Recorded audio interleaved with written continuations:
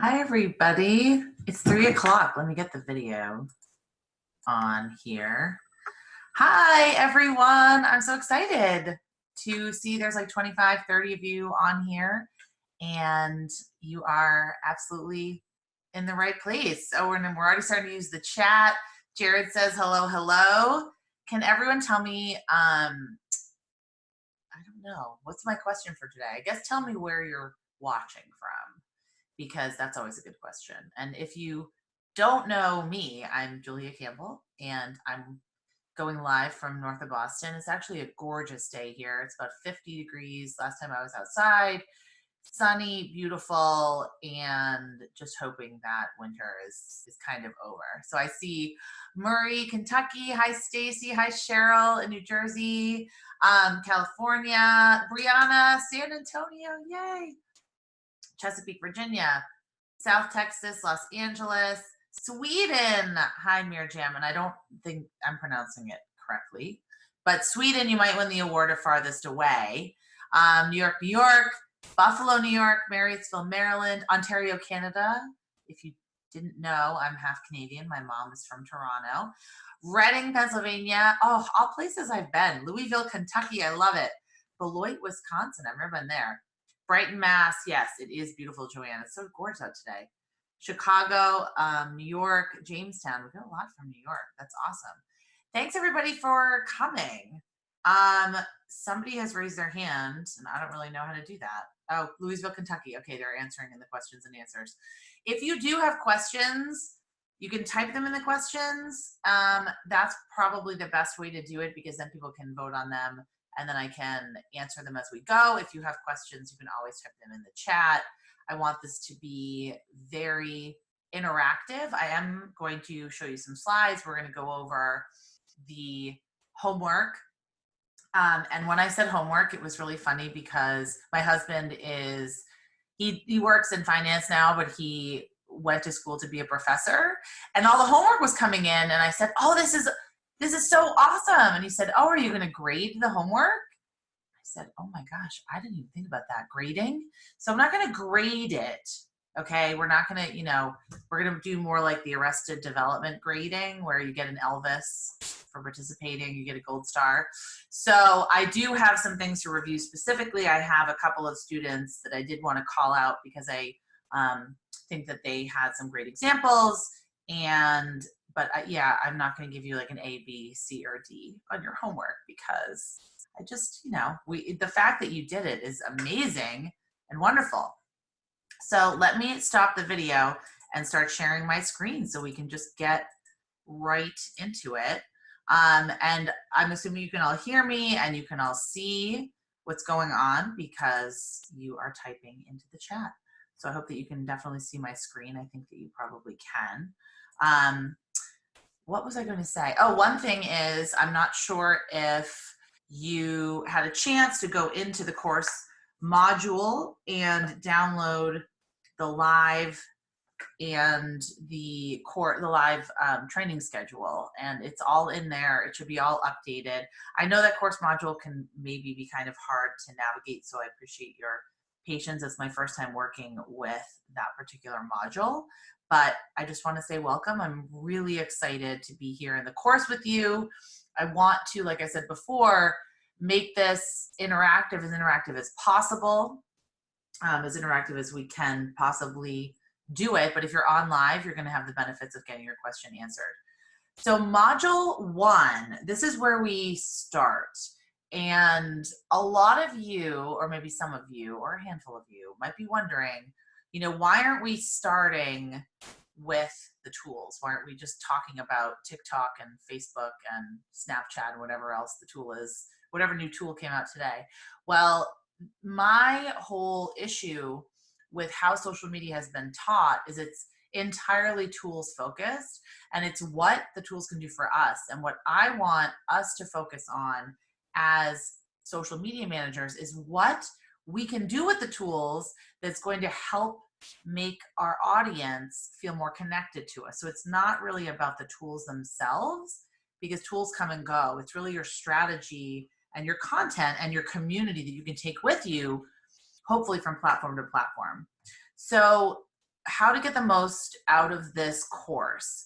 One, I recommend showing up to as many live events as possible, and I completely understand if that's not going to be possible for you. So if you can't show up to some of the live events, that's completely fine. Ask questions. You will get the recordings, obviously, to the live events. You'll have the opportunity to ask questions inside the Facebook group. And then make sure you schedule time each week to review the work and review what we're doing, because it's just so important that you review the things that you're doing. Because if you only take a live webinar and then you never actually implement the material or schedule a time that you're going to implement it, or at least talk to your director or talk to your coworkers about it, it will never happen. So I always schedule time to review, even if you just take a quick glance at the recording and your notes. And then don't over stress yourself.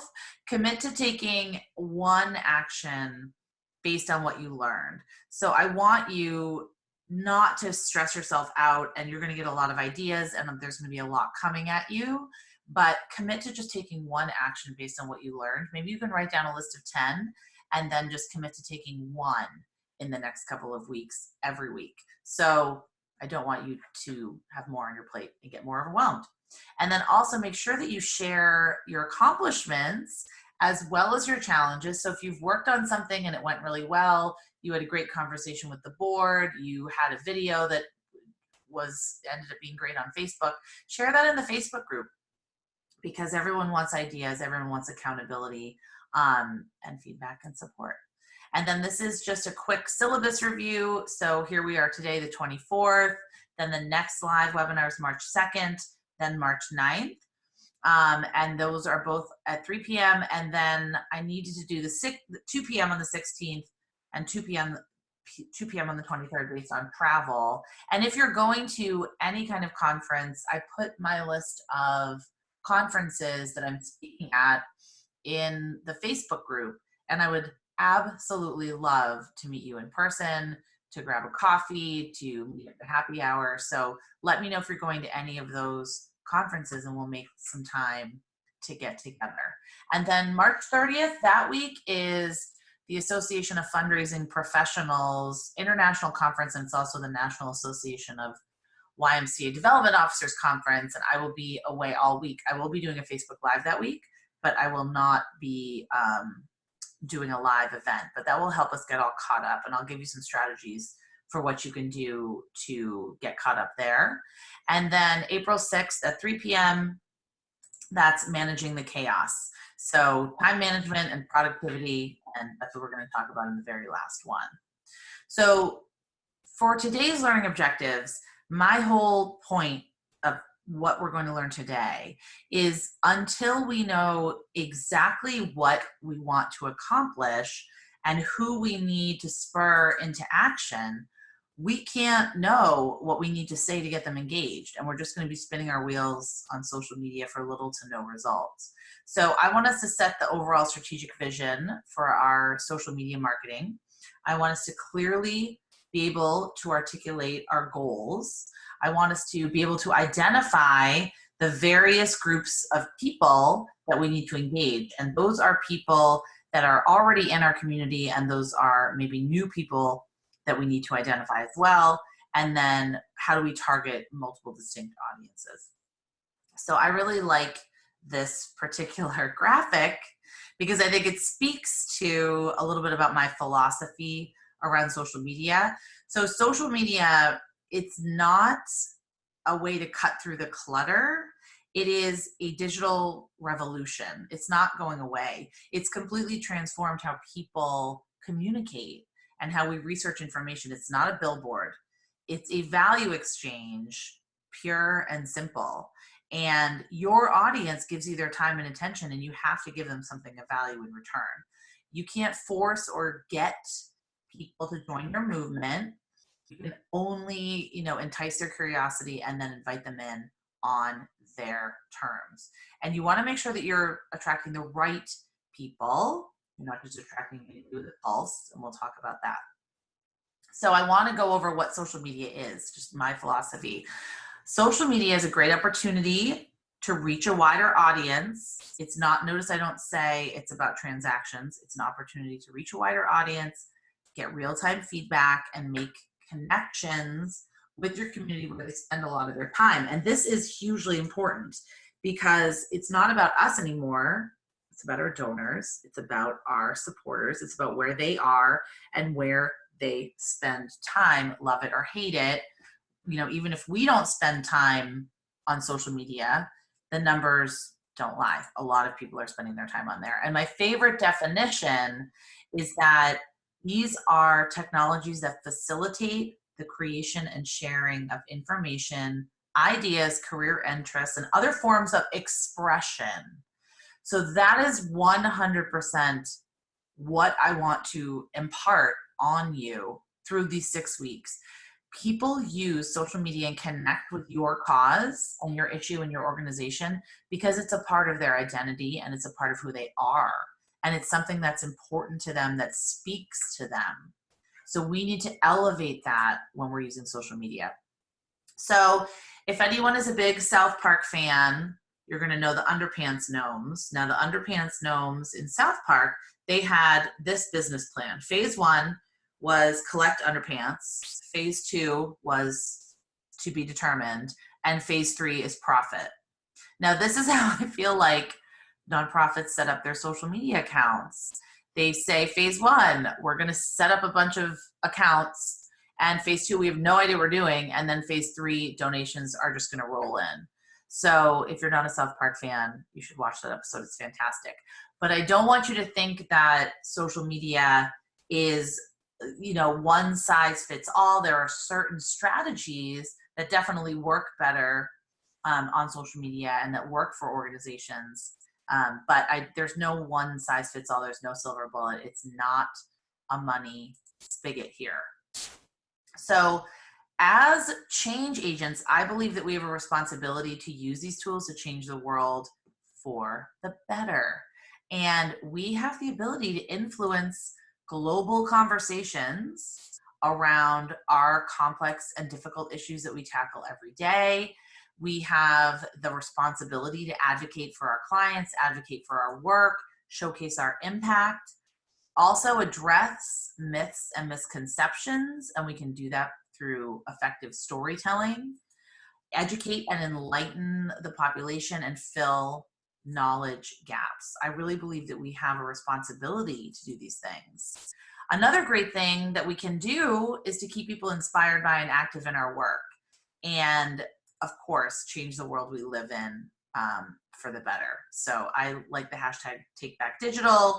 I know there's a hashtag being used by Beth Cantor, an Elevation Web, and I wish that I knew what it was. It was like digital for good or social for good, or it's all about talking about social media as a force for good rather than a force for evil. So while these tools might be frustrating and even infuriating to you, I think that the act of storytelling and genuinely communicating with supporters and building an energized constituency, really, it shouldn't be when used strategically. So in my mind and in my experience, success really demands that we articulate clearly what we stand for and we define who we want to engage, and we stop being afraid to take risks and be innovative. We need to play the long game. And I love Office Space. I love this meme, actually. If you could just make content that everyone loves every day, that would be great. I'm sure I got a chuckle from a lot of you out of that. But it is the long game. It's lifting the veil. It's a two-way dialogue. It's human automation. It's human automation. It's human connection and not automation. Okay, so to set yourself up, you have to be crystal clear on how you define social media success. And that is why I had you do that exercise. Your definition is going to be different from the nonprofit down the street. It's going to be different from a local business. It's going to be different from a major brand with a huge budget. And so in this module, we're going to get crystal clear on the goals for social media work. So this includes a close examination of where we want to go and who we need to bring along and what we need to tell them in order to achieve success. And I really believe this is the first and most vital step of the process. Because if you don't know where you want to go, how can you build the roadmap to get there? Now, I don't know if anyone has ever seen Simon Sinek Start With Why.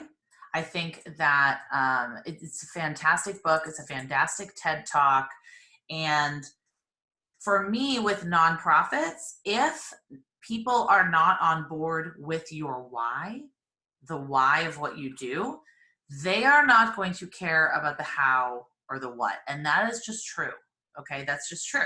If you work, like I started out, my very first formal full director of development and marketing job was at a domestic violence shelter in Virginia, and actually Hampton, Virginia. And I thought I was hired, and I had just gotten out of the Peace Corps. I had just gotten married. We moved down to Virginia, and I was a women's studies minor, and this was an issue that I was very passionate about. And I thought, hey, everybody is going to be on board with preventing domestic violence. Everyone's going to be on board with supporting domestic violence victims and their families. And I had a real wake-up call that unfortunately not everybody is on board with that why. Okay, so it's fine. It's okay if people are not on board with your why. It's fine. Some people might be on the fence about your why, but if they're not on board with your why, they're not going to care how many people you served, what you did, the awards you won. So we have to focus a lot of our communications around the why. So definitely watch that TED Talk. I can link to it. It's Simon Sinek. If you just look him up, it's a fantastic book as well. So to me, for nonprofits, your why is the problem you're solving. Your what is the work that you do, and your how is what makes you special and worth supporting. I love this cartoon. Our cat adoption numbers tanked this quarter, but the important thing is our YouTube views are way up. And I share it with you to illustrate the fact that I think nonprofits, like I said before, are so focused on tools first. We want to get Facebook fans. We want to do this. We want to get Twitter followers. We want to get email subscribers. We can't focus on the tools first, because the tools don't matter if we don't know who we're talking to and we don't know what we're trying to say. And all of you, if you're familiar with any of my work, you know how I feel about the goal of raising awareness or increasing visibility. Awareness without action is worth nothing. So Seth Godin said, everyone reading this in one of his amazing books, I would recommend all his books, everyone reading this is aware that turnips are a root vegetable, but knowing they exist doesn't mean you're going to have them for dinner. So we have to dig deeper into the goal of raising awareness. It's definitely the #1 issue cited in nonprofit marketing plans. So why do you want awareness raised? Why is getting more visibility important? What will you do with this increased knowledge? And what could you accomplish if more people simply knew about your work? So I think we can improve upon this. And what about changing it to what's up on your screen? You know, we will leverage social media to share helpful resources, explain our impact, connect our donors to our mission. We will become indispensable, and people would miss us if we were gone. I mean, I really believe that that should be the goal of community building. So I'm going to call out Heather Arsman-Lamb. I hope I pronounced her name right, because her goals in the worksheet activity, hold on, let me see if I can pull it up, were pretty much by far my favorite. So I won't call you out too much, Heather. You did say I could share with everyone her goals. I absolutely love these goals because they're big, hairy, audacious goals. They are BHAGs. She wants to create such an outstanding reputation and buzz about the schools that families will be clamoring to get in. She wants to be the repository for classical education information and the place to go for successful charter school examples. I want teachers to be lining up at the doors. I want families to feel engaged, know they're part of a significant movement in education reform, and they're affecting society by choosing the better path for their children and their families. This is visionary. This is like Greta Thunberg here, right? Bringing people, getting people engaged. This is to me the reason why we communicate, the reason why we're doing fundraising. We're not fundraising just to meet our goals, I hope. We're not on social media just to get a bunch of followers. We are building movements. We are building these communities that I think would get very, very excited.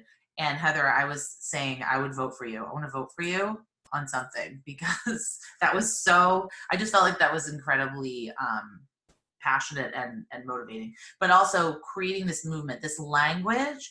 This is the way that you're going to get people behind the why. So this is the true why. And there's no, there's really no right or wrong answers here. I just wanted to show you an example of a big, hairy, audacious goal. Like what's possible if you can actually reach the people that you want to reach and communicate the message that you want to communicate. Going back to that cartoon, our YouTube views are way up. Okay, great. We had a viral video on YouTube, but our cat adoption numbers are way down. So we have to connect the two. There has to be that connection between the two things that we're doing. Okay, so this, I want you to get clarity on who is in your community right now. And I know that your nonprofit has at least 20 different audiences that you have to communicate with, and that's normal. But in order to get real traction on social media, you do have to identify some kind of focal point, because that's going to help you better define where you spend your time, how often you post, and what you're going to post about, which we're going to cover in subsequent modules. So if you don't know, who you're talking to, how will you know what to say and how to say it? So an example that I want to show you is from a client of mine, Road Scholar. They're formerly Elder Hostel, and they have probably at this point about 300,000 followers. I should have checked on Facebook, but they definitely have a huge community. But the problem that they had, they were posting consistently, they were getting little engagement. They didn't really have any understanding who they were talking to, why these people would pay attention to them. They didn't have identified goals.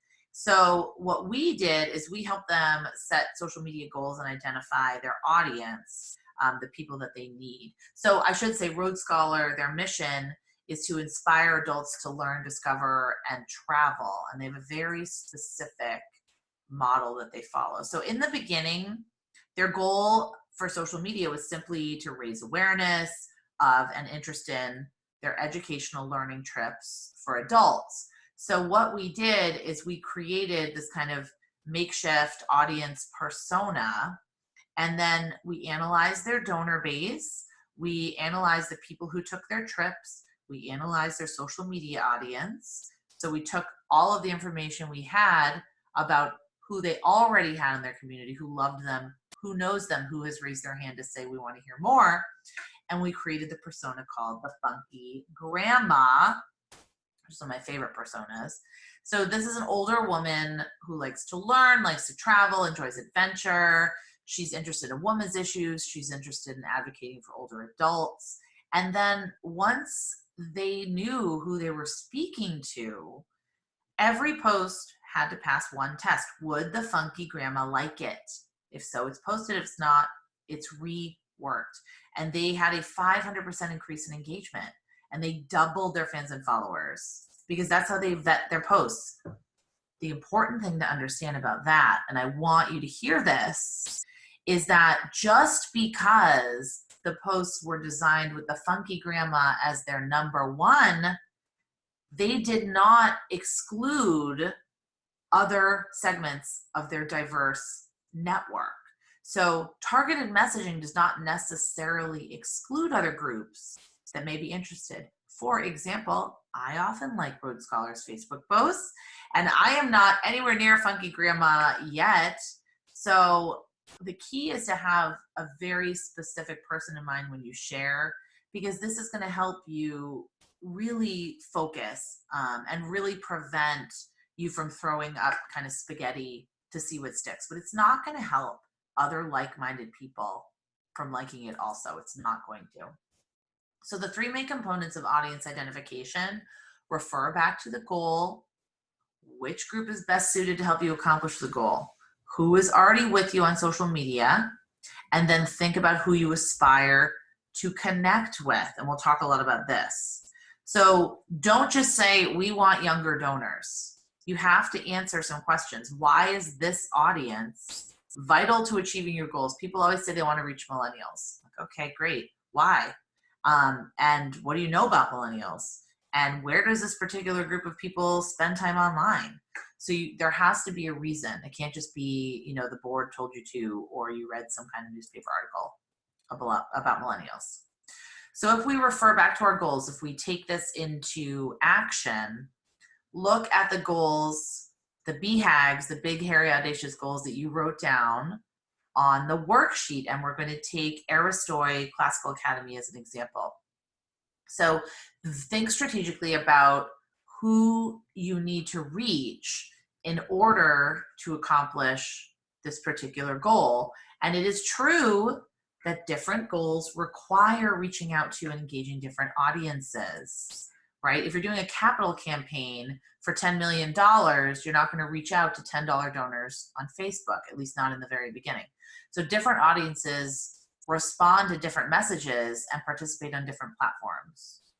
I don't usually recommend reaching out to complete strangers, like the general masses, the general public, because complete strangers, if they don't know anything about your work, they are much less likely to donate and volunteer than the people that already follow you on social media. If they've made a donation, even if it's small, if they've signed up to get your email updates, if they attend your events. We focus so much on using social media to reach brand new people. We don't even target. First of all, we do a terrible job retaining our current donors. Let's be real. It's at like 45% year over year.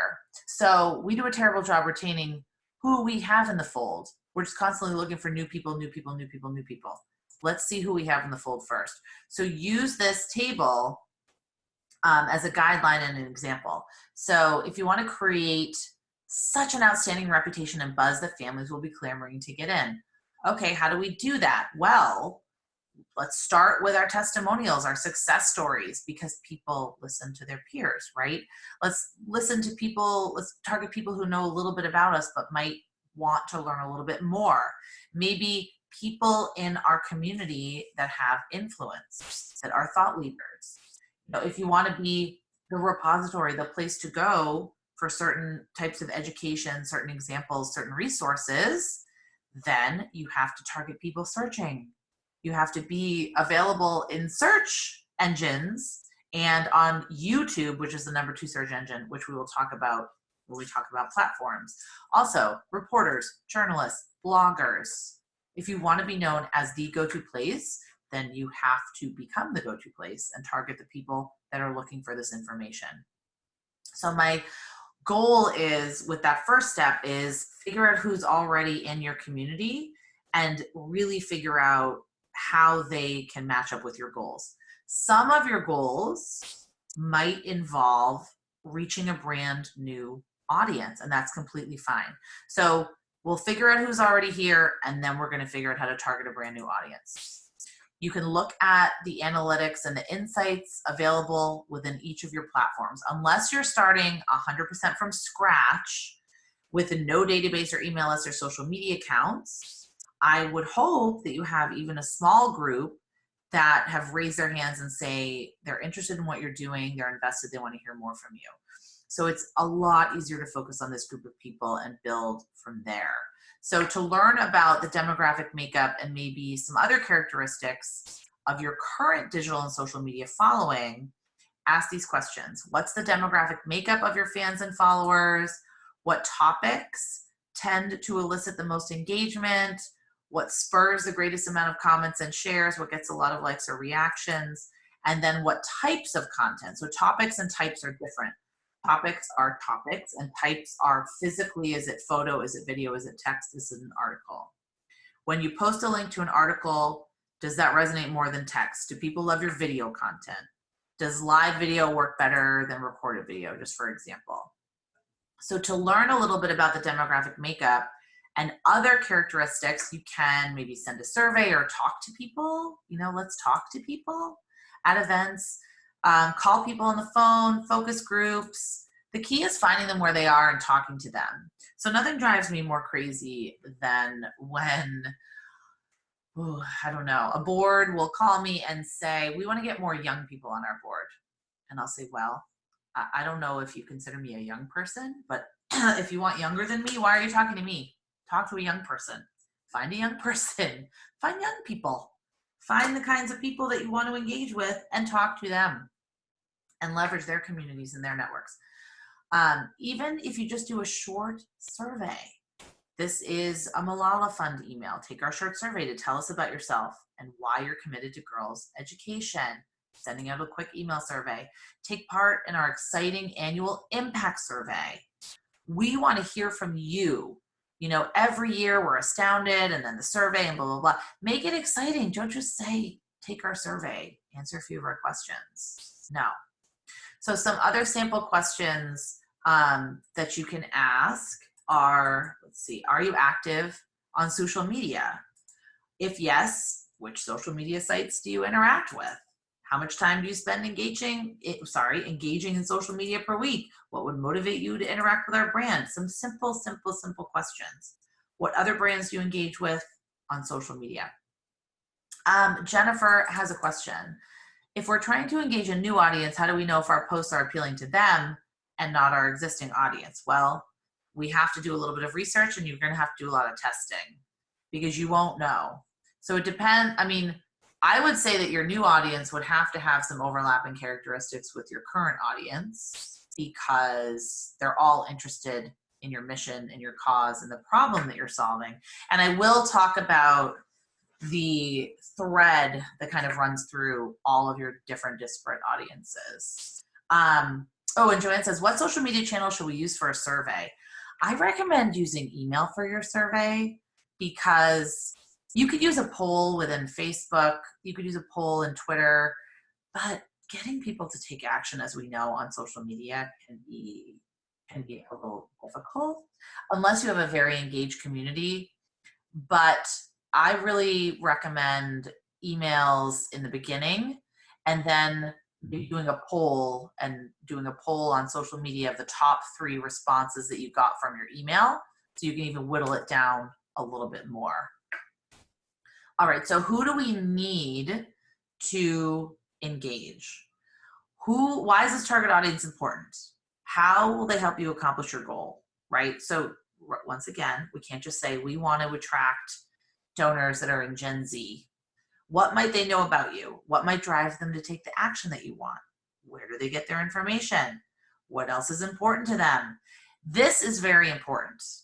How can we help them create a meaningful life? We are so focused on what social media can do for us. We need to get more focused on what value social media can provide for our communities. Because if people are following us on social media, or if we're trying to entice them to follow us, there has to be an incentive for them. There has to be a what's in it for them.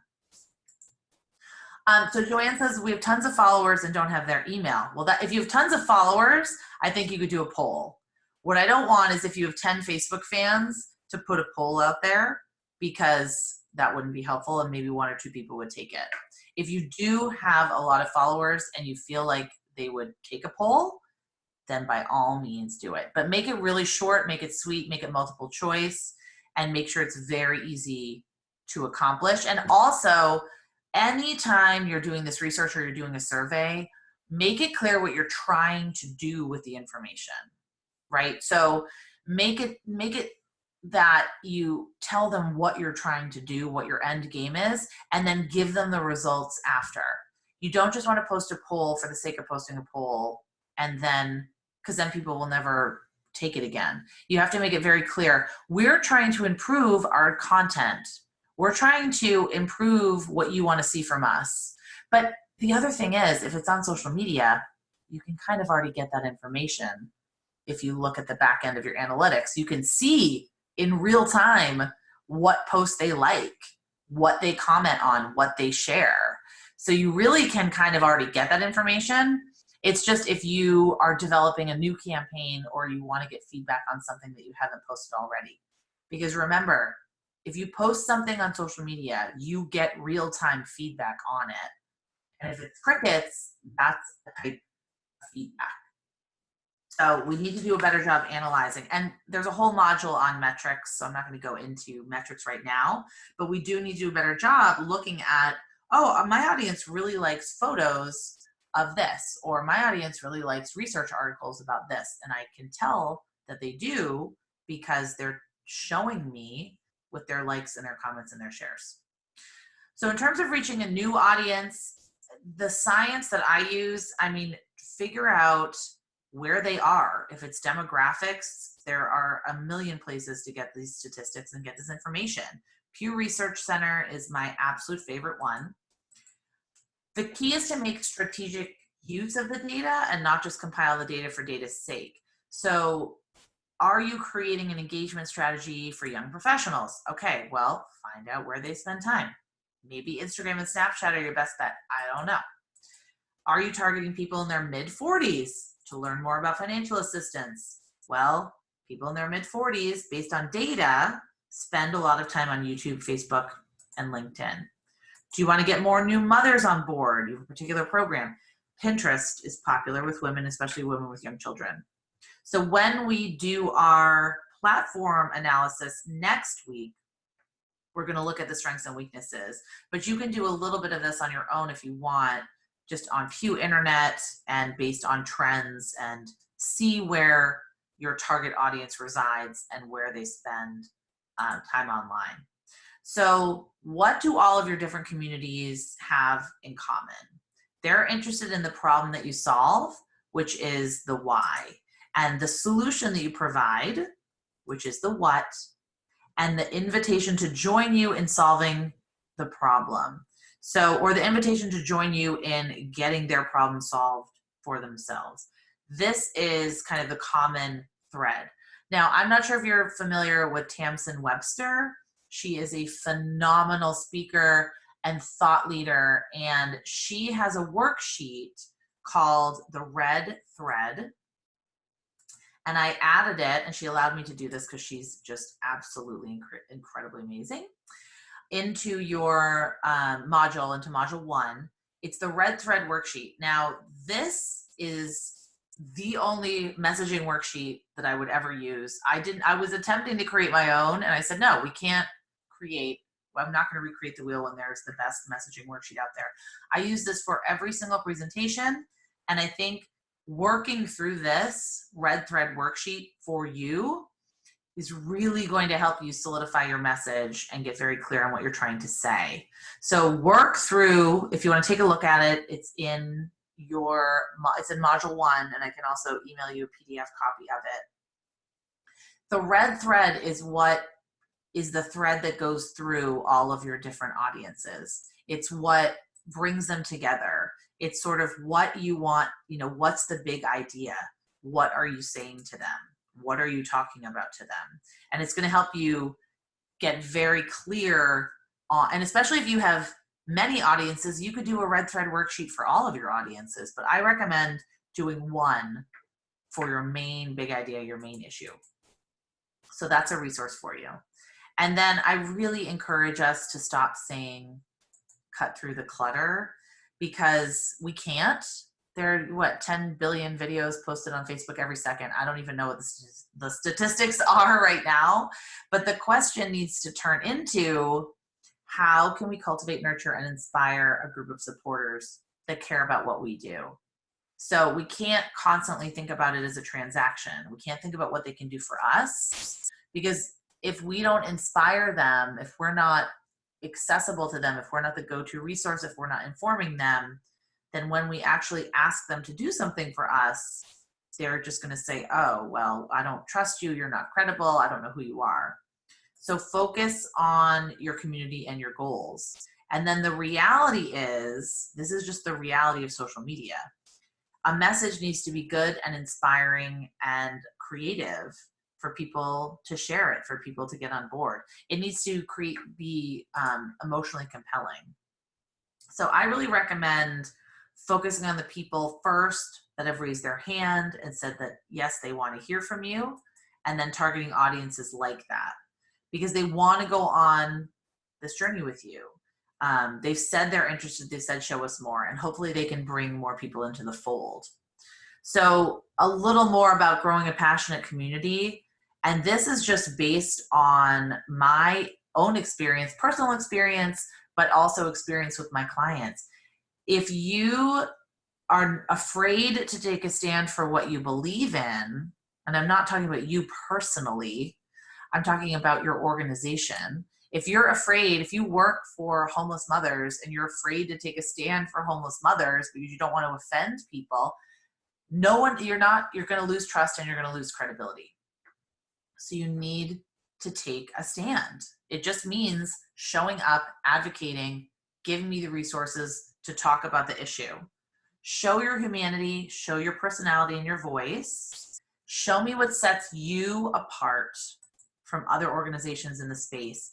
Know who you are as much as who you're not, and know who you want to attract as well as who you do not. We don't want everybody, well, it's not possible to get everyone in the world on board. It's not possible. But if we know who we are, if we know who we want to attract, they are going to tell other people about us. That's the only way to truly spread the word, is if you can get a group of people that's so committed and passionate and building a movement, they will see others and say, oh, you're interested, you're in this, you're one of us. I have an awesome organization that you need to check out because you're one of us. So how can we continue to make people's lives better and more meaningful? So before I do take questions, what I want you to do, if you haven't done it already, and I'm going to show you an example, conduct that one-page audit. That is the worksheet that I emailed you and the worksheet that's in module 1 or in the pre-course work. These are the questions that I ask when I do an audit with a client. So what are you hoping to achieve and accomplish by being on this platform specifically? What can Instagram get you that LinkedIn can't get you? What can Twitter get you that Facebook can't get you? Is this platform getting you the results that you seek? Who do you want to attract and engage through this platform? Are you automating and cutting and pasting? Now, I want to clarify, that's different than repurposing. Repurposing is, I have a great story and a great photo. I'm going to write a specific caption for Instagram with specific hashtags. And then I'm going to format the photo in a way that looks good on Instagram. And then I'm going to do that for Twitter. And then I'm going to do that for Facebook. And then I'm going to do that for LinkedIn. Cutting and pasting and simply spraying out messages through Hootsuite or Buffer or TweetDeck or HubSpot, whatever you use, it doesn't work very well. It just doesn't work very well anymore. So less is always more. And next week we'll talk about how to choose the platforms and how to whittle down what you're doing right now and make sure that it's very focused and purposeful. Do you have the capacity to respond to comments and questions? Not just post and run. That's hugely important. If you open this can of worms, if you have the can of worms already opened, what's your internal capacity to actually respond to people and create that community? And then what kinds of content seem to work well and get you the desired engagement? We all know the kind of stuff that works well for our audience. We have to give much, much, much, much more of it than we think we do. And I know that we all want to use Facebook like a billboard and a money spigot, and it just doesn't work that way. What topics work well and energize your audience, and are you regularly analyzing and measuring your progress on this platform? Those are just my top 8 mini audit questions, and you do have to do a mini audit for each site that you're on. And if you find that's too much, you might be on too many sites, and that's 100% possible. All right, Joanne, I know you're on here. I'm going to show a little bit of your audit, if you don't mind, because I thought it was so amazing. I'm not going to go into the specifics, but this is what I'm talking about. So what Joanne did is she went into the back end. She was looking at the responsiveness. She was looking at what the post reach was. She was looking at how many people were reached and what types of posts are most engaging, pictures of our members, short videos, and she was looking at Twitter, she's looking at Instagram and YouTube. So I think this is a great example of how to do an audit. It's not just saying, oh, well, I know that we could get more engagement, but I don't know how to do it. It's really saying, I'm going in on the back end, and this is what I hope to achieve, and this is kind of what we're seeing. And then also really auditing like your capacity as well. Like, do you have the capacity to be managing every single social media site? And the way you can tell is if it's not helping you accomplish your goals, if it's not getting you to your goals.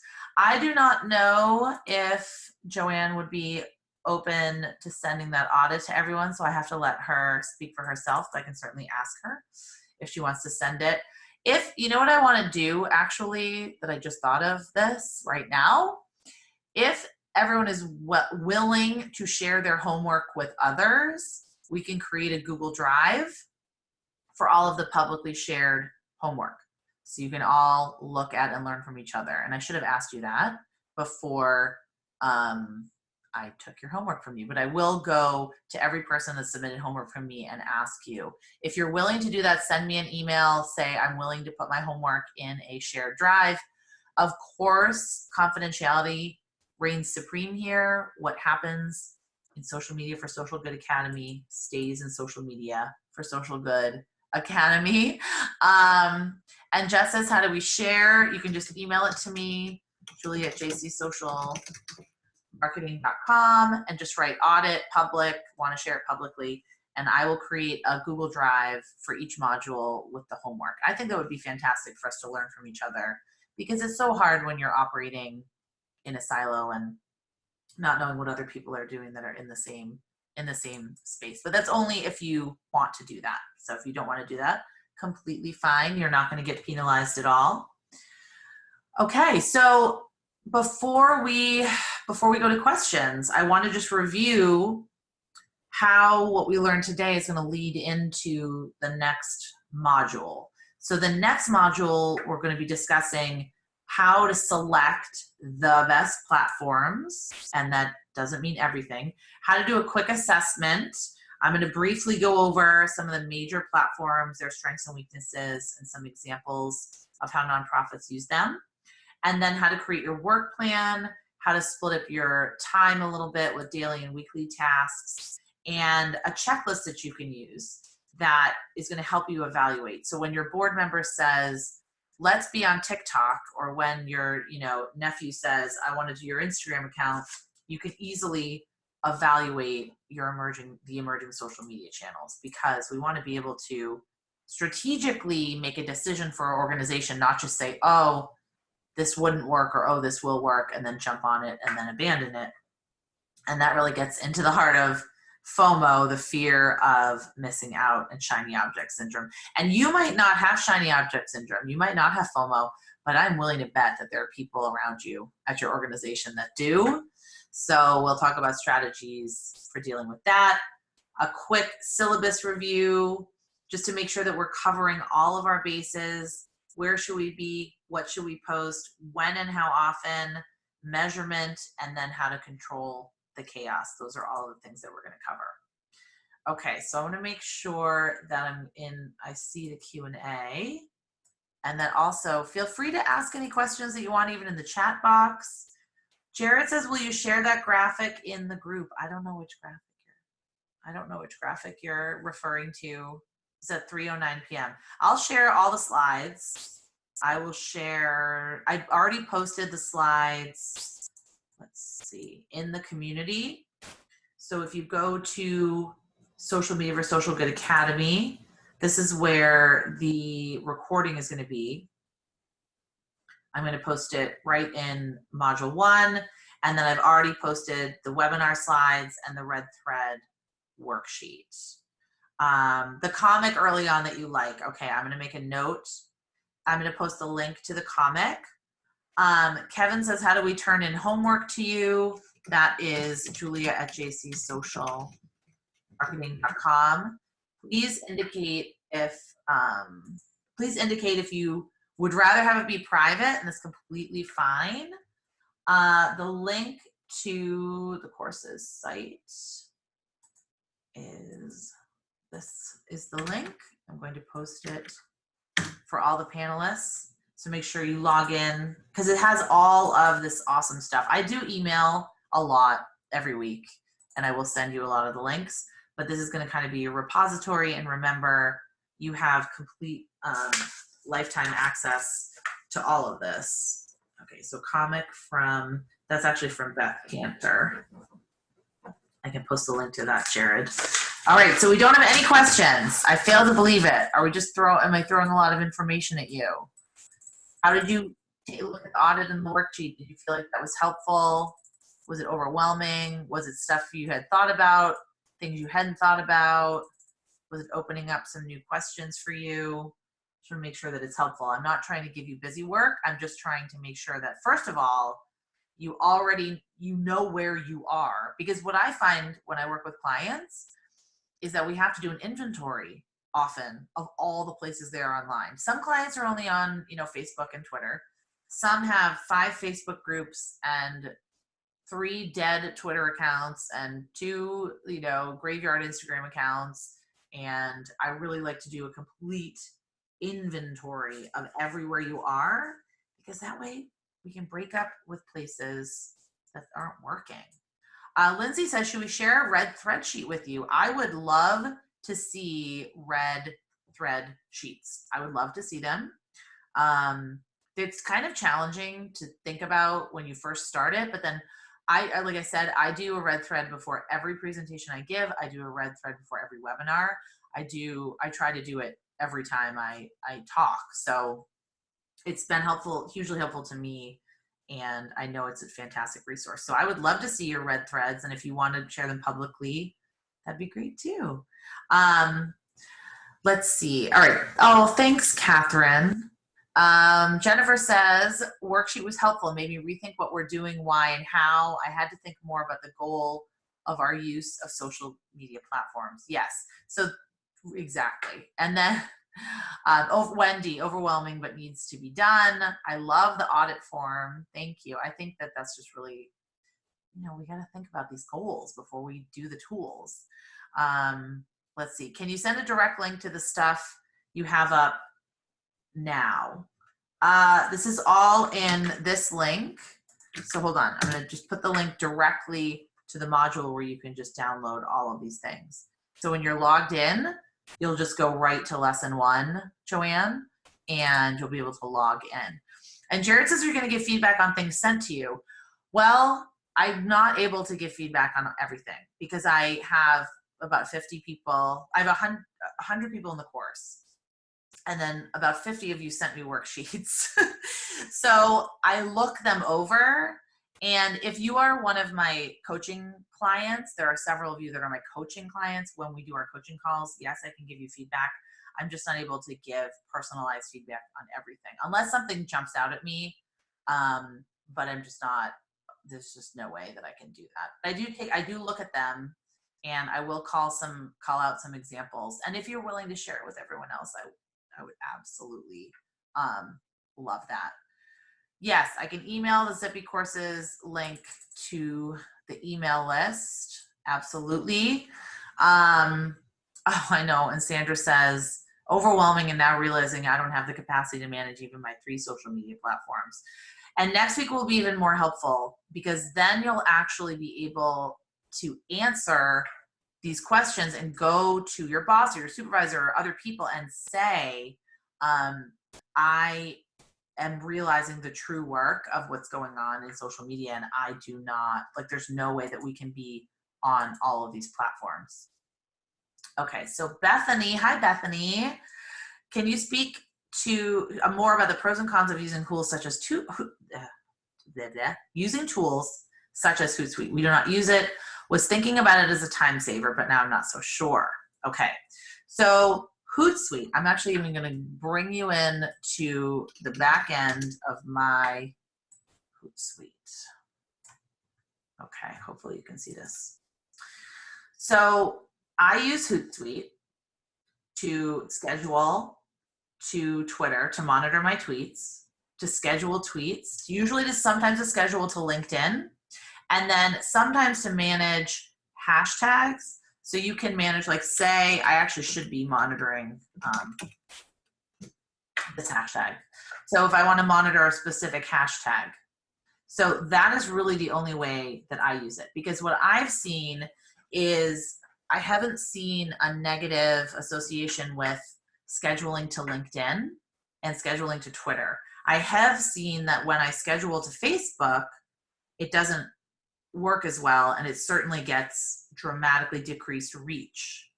For Instagram, if I have to schedule, which I don't usually, because I always believe in quality over quantity, I use a tool called Later. It's free for one account, up to 30 posts. And what's cool about Later is that actually you can see, now they make you download the mobile app. They used to not. I could do it all via desktop. But you can see, as you can see this visual calendar, when things are posted and how they would look in the news feed. So the problem, or really, I mean, it's not really a problem, it's just the reality of social media, is that all of these accounts, none of them play nicely with each other. They all have different etiquette and rules. And what works on Twitter doesn't necessarily work on LinkedIn. So if you want to schedule out a bunch of tweets, if you want to schedule the occasional post on like LinkedIn or Facebook, I think it's okay. But you can't rely on them. And then there's also Facebook Creator Studio, if any of you are using this. So it's linked to your Facebook page, and you can actually manage your Facebook page and your Instagram account from Facebook Creator Studio. This is what I would recommend if you're scheduling to Facebook, because Facebook doesn't play nicely with anybody. So they certainly don't play nicely with outside scheduling. So it just depends really where you are, but I definitely don't recommend using Hootsuite and just kind of spraying out a post to all of the social media sites, because it wouldn't look right. Okay. Oh, Jess says the audit was helpful, and it's making me realize I need much more specific audience for my content. Oh, yeah. Stacy says, I've seen negative with Facebook with Sprout Social. I know. It just, Facebook doesn't play nicely. It plays nicely with Instagram because it owns it. Let's see. What process would you recommend using to analyze the type of content our audience is most interested in? We have so much content. Is there any easy way to determine this? Yeah. I mean, you have to just go on the back end. So, you know, if I go to my Facebook page here, I never analyze what I'm doing. It's like the, it's totally the cobbler with no shoes. You go to Insights, and then you can see.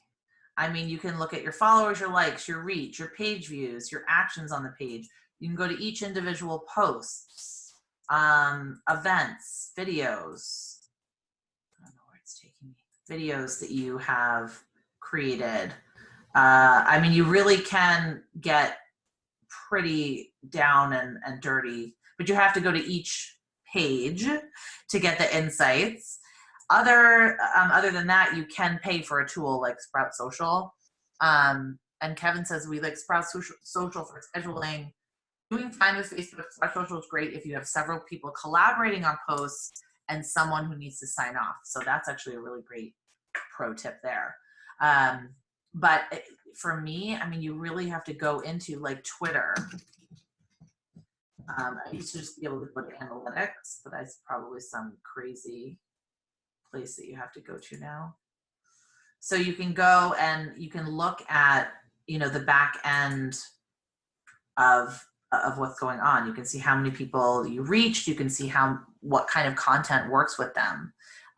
So that's the best way to do that. And then sending out a survey to your email list or putting a poll on some of your most active social media sites could really help you determine what people want to see.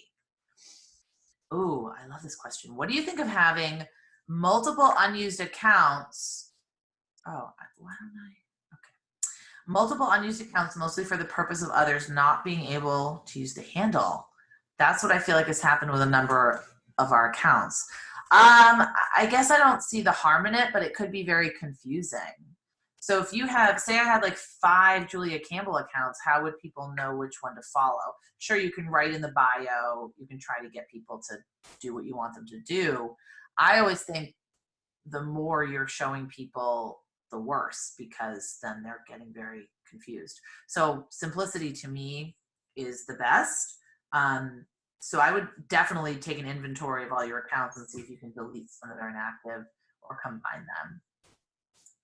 Okay, Katie says, do you use Canva to create your graphics? Oh, and I should be on video right now, shouldn't I be? Here, stop share. I don't mind. I actually like put on some makeup for everyone today. Okay. Yes, I use Canva. Now that I've heard so many things about Canva, and there's just people getting angry about Canva, and everything looks like the Canva, and the internet has been Canva. So when you're using Canva, definitely try to add your own personality to it, or change it up a little bit than just their templates, because I do agree their templates are kind of taking over the internet, but Canva is the most amazing, life-changing website. Scheduling on Instagram, would you say scheduling on Instagram has similar results as Facebook? No, I haven't seen it. I mean, but Instagram is a different beast. It's like Instagram, I don't know. I haven't like cracked the algorithm yet. I think that it's better posts fewer times. So if you have 2 really, really great posts a week, or 3, that's so much better than 5 mediocre posts. So it's not about quantity, it's definitely about quality on Instagram, because they want to promote stories, which is where you can do more of that raw, unfiltered content. What would you suggest if you want to restart Facebook for your organization? Do you want to know what? I don't know if I would. Isn't that like sacrilegious to say? To start in 2020 and try to build a Facebook following, I don't know. From complete, utter scratch, I don't know. I mean, there would have to be a very good reason. I would probably recommend starting a group, or focusing on other platforms that have more potential for growth. Like if you have a Facebook platform right now and you're growing it, and you know that your audience is there, that's one thing. But starting completely 100% on February 24th on Facebook, it's going to be like it'll be an uphill battle, I think, because Facebook doesn't know you, doesn't trust you. There's so much content on there right now. You'd have to seed it with a few followers. You'd have to get some followers from your email list, from all of your other platforms. I think it's not impossible. I think it would be challenging. Stacy says, do you use Twitter cards? Twitter cards, I think, are great, but I've never used them. I was going to experiment with Twitter ads for my book launch, and I just never did. I get so much great organic reach and traction on Twitter. But Twitter cards, if you don't know what they are almost, they are like this little image with a call to action button. So they look much different than a tweet. I think they're great. I think any way you can stand out on the news feed with a great image and a button is perfect. Oh my goodness. Okay. So Bruce says, and this is tough. Our organization is so far behind in social media that we have a Facebook page and do not know the email or phone number associated with it. Any idea how to get that information? No. I wish that I had like a bat phone to Facebook. Mari Smith had an awesome, hold on, I'm gonna look it up.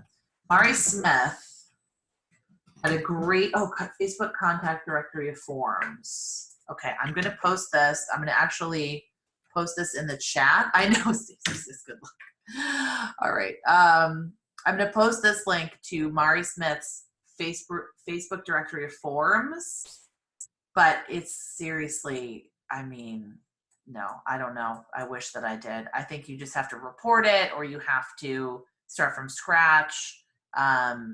This is why, I mean, it's really, really, really difficult, because they have no incentive to tell us what's going on the back end. So I would try to contact someone via the forums.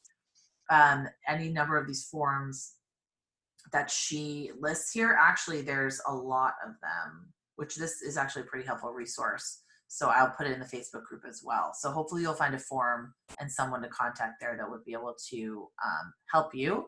And Stacy is a good idea. If you have access to old employees' emails that might have a username and password, that might work.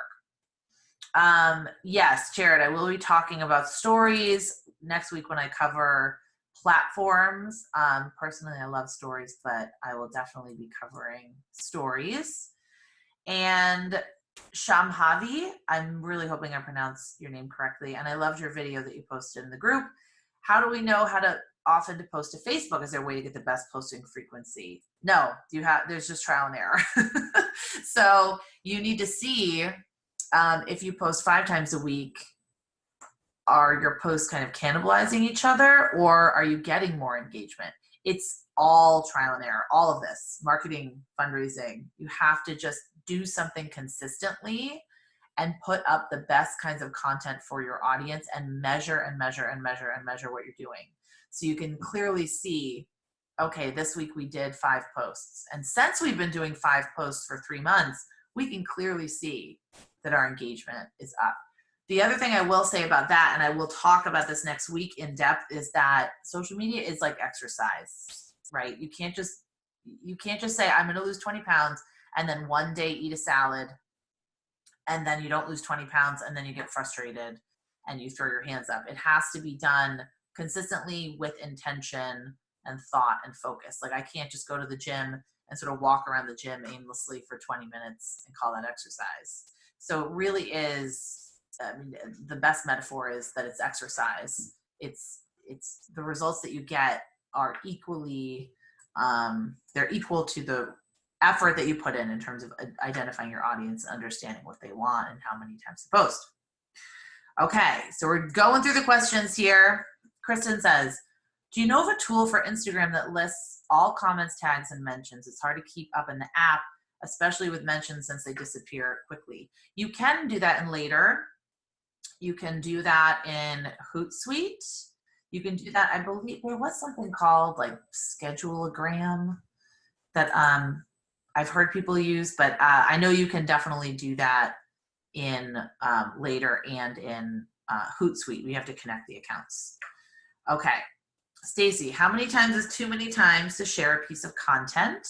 For example, if we have a very good story of a family, can we share it too much? Not sharing once a month, but like 4 or 5 times a year. Just change the caption and no one's going to notice. No one will notice. And also, I would like to get updates on this family. So if you share it once, yes, I would love to know what's going on with this family in 2 to 3 months. Charity Water does that all the time and they do it really well. So they don't just share one story of a village and call it a day. They share several stories, or they share the same story in a different context, or even an update on that family. So I think that that's completely fine to do as long as it's reworked a little bit, and even if it's an update, even better. All right, I don't want to take too much more of your time. I do want to address Austin's comment. I noticed that when one Facebook post is boosted is doing well, other posts that day don't do as well. Was it just a bad day, or does boosting Facebook posts keep other things from coming up in people's feeds? I would not boost a post the same day you have another post, because obviously Facebook is going to show the boosted post to more people. So if you boost a post, make sure that's the only post of the day. That's the only post within 24 hours or maybe even 48 hours. And don't boost anything until it has a chance to kind of get that organic traffic. So don't post something and then boost it 5 minutes later. Give it 24 hours. Give it 12, 24 hours before you're boosting it. Because what happens is that the algorithm will see the kinds of people that are interacting with it or liking it, or that it's been shown to. So it'll get more information. But no, I definitely think that boosted posts cannibalize other posts. Facebook would definitely say that they don't. But in my experience, I think that of course they're going to prioritize the boosted post. Okay. This was awesome. Thanks to all of you. The recording is going to be in your course module. I will send out that link. And if you have any questions, hit reply to the email. Let me know. Also, I will be on Facebook Live this Thursday at 3 p.m. Eastern. I'm actually going to be in Austin, Texas that day. And I really, really hope to see you on that Facebook Live. So bring your questions, put them in the Facebook group. Actually, I didn't get a chance to answer them today. And I would love to see all of you at the Facebook Live and inside the Facebook group. And take care and good luck, and you're doing an amazing job. Okay. Thanks to everybody, and I will see you soon.